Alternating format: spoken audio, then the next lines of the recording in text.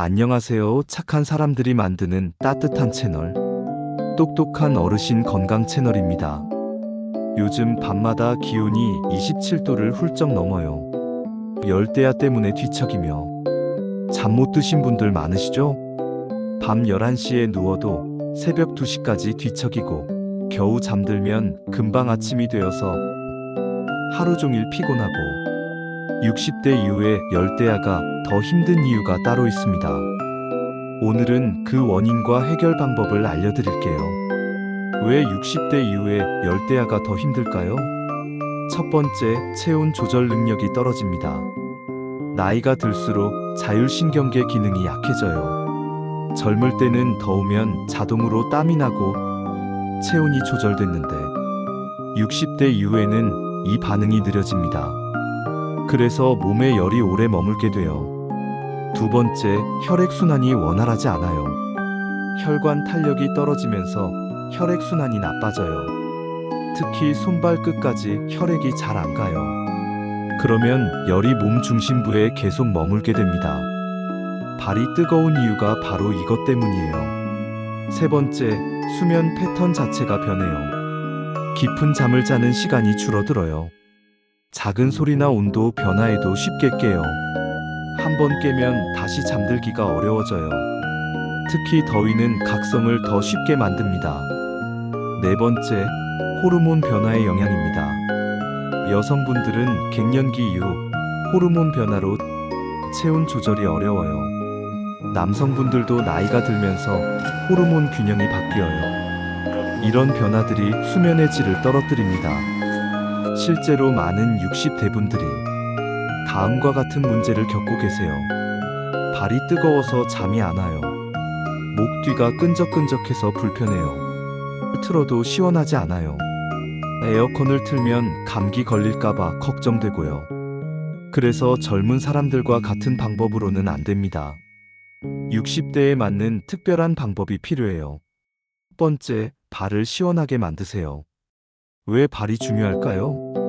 60대 이후에는 혈액순환이 예전 같지 않아요. 특히 발끝에 열이 몰리면 온몸이 뜨거워져요. 발만 시원해져도 체온이 2, 3도 내려갑니다. 이렇게 해보세요. 첫 번째 방법은 발 담그기입니다. 대야에 미지근한 물을 받아주세요. 차가우면 안 돼요. 잠들기 30분 전에 발을 5분만 담그세요. 그 다음에 마른 수건으로 꼼꼼히 닦아주세요. 발가락 사이사이까지 완전히 말려주는 게 중요해요. 두 번째는 시원한 수건을 활용하는 방법입니다. 수건을 차가운 물에 적셔주세요. 꽉 짜서 물이 뚝뚝 떨어지지 않게 하고 발등과 발목을 시원하게 닦아주세요. 발바닥도 살살 눌러주면서 닦아주세요. 세 번째 방법은 발목 마사지입니다. 발목뼈 아래쪽을 엄지로 눌러주세요. 아킬레스건을 위아래로 살살 주물러주세요. 발가락을 하나씩 잡고 돌려주세요. 이렇게 하면 혈액순환이 더 좋아져요. 하지만 주의할 점이 있어요. 당뇨 있으신 분들은 물 온도를 꼭 확인하세요. 상처가 있으면 물에 담그지 마세요. 발을 닦은 후에는 완전히 말려주세요. 무좀 예방. 두 번째, 목 뒤를 시원하게 하세요. 왜 목 뒤가 중요할까요? 목 뒤쪽에는 체온 조절 중추가 있어요. 여기만 시원하게 해도 온몸이 시원해집니다. 특히 60대 이후에는 이 부분이 더 민감해져요. 이렇게 해보세요. 첫 번째 방법은 차가운 수건을 활용하는 방법입니다. 수건을 차가운 물에 적셔주세요. 냉장고에 10분 정도 넣어두면 더 좋아요. 목 뒤 중앙 부분에 5분 정도 대고 있어 보세요. 너무 차가우면 수건을 한 번 더 감싸주세요. 두 번째 방법은 미지근한 물 샤워입니다. 잠들기 1시간 전에 미지근한 물로 샤워하세요. 마지막에 찬물로 목 뒤만 30초 정도 헹궈주세요. 그 다음에 바로 마른 수건으로 닦아주세요. 머리카락이 젖으면 완전히 말려주세요. 세 번째 방법은 얼음팩을 활용하는 방법입니다. 아이스팩을 수건에 싸주세요. 목 뒤 중앙에 10분 정도 대고 있어 보세요. 너무 차가우면 수건을 2번 감싸주세요. 얼음팩이 없으면 차가운 물병도 괜찮아요. 더 간단한 방법 알려드릴게요.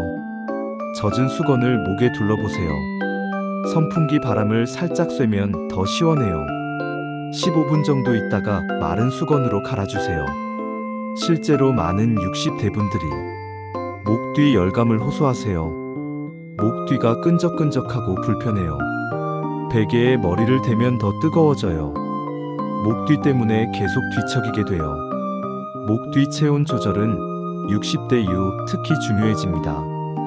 이 부분만 관리해도 전체적인 수면의 질이 많이 개선됩니다. 세 번째, 바람의 방향을 바꾸세요. 에어컨이 없어도 괜찮아요. 선풍기만 있으면 충분합니다. 핵심은 바람의 방향이에요. 직접 몸에 바람이 오면 안 돼요. 올바른 선풍기 사용법에 대해서 알아보겠습니다. 선풍기를 천장 쪽으로 향하게 하세요. 직접 몸에 바람이 오면 감기 걸려요. 천장으로 바람을 보내면 공기가 순환돼요. 두 번째 방법은 창문을 활용하는 것입니다. 창문이 있다면 선풍기를 창문 쪽에 놓으세요. 바깥쪽으로 돌려서 뜨거운 공기를 내보내세요. 반대편 창문은 조금 열어두세요. 자연스럽게 공기가 순환됩니다. 세 번째 방법은 물을 활용하는 방법입니다. 선풍기 앞에 물그릇을 놓아두세요. 물이 증발하면서 습도가 올라가요. 자연스럽게 시원해집니다.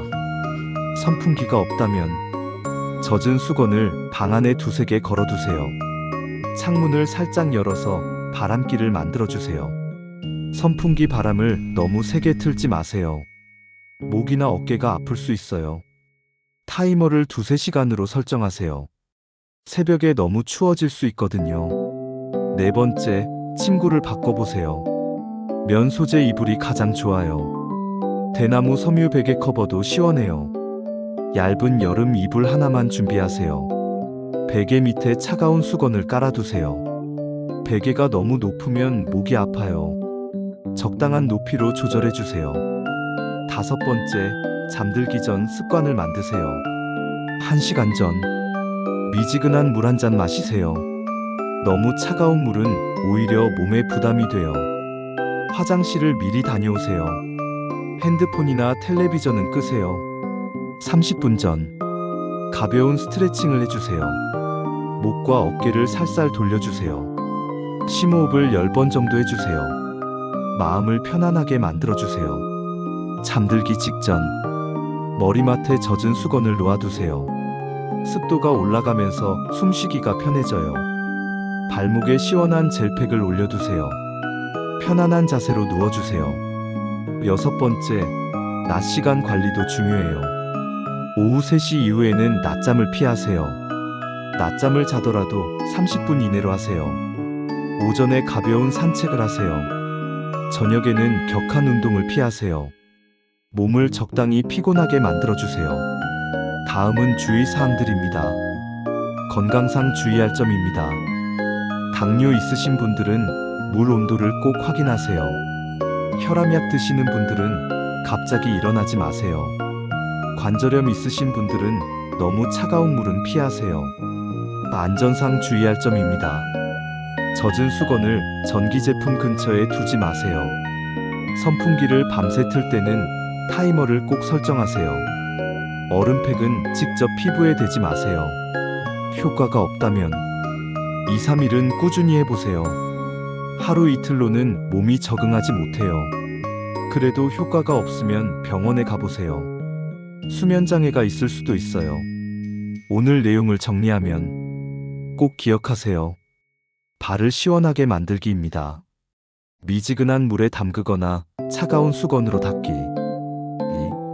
목 뒤를 시원하게 차가운 수건이나 얼음팩 활용하기. 3. 선풍기 방향을 천장 쪽으로 하고 직접 바람 쐬기 금지하기입니다. 추가로 해보면 좋은 것들은 다음과 같습니다. 여름용 침구로 바꾸기, 잠들기 전 습관 만들기, 낮 시간 관리하기. 가장 중요한 건 꾸준함이에요. 하루 이틀로는 효과를 보기 어려워요. 최소 일주일은 꾸준히 해보세요. 몸이 적응하면 확실히 달라집니다. 댓글로 후기 남겨주세요. 이런 후기들이 다른 분들에게 큰 도움이 됩니다. 구독과 좋아요, 알림 설정도 꼭 해주세요. 여러분의 건강한 여름을 응원합니다. 오늘 밤부터 꿀잠 주무세요. 감사합니다.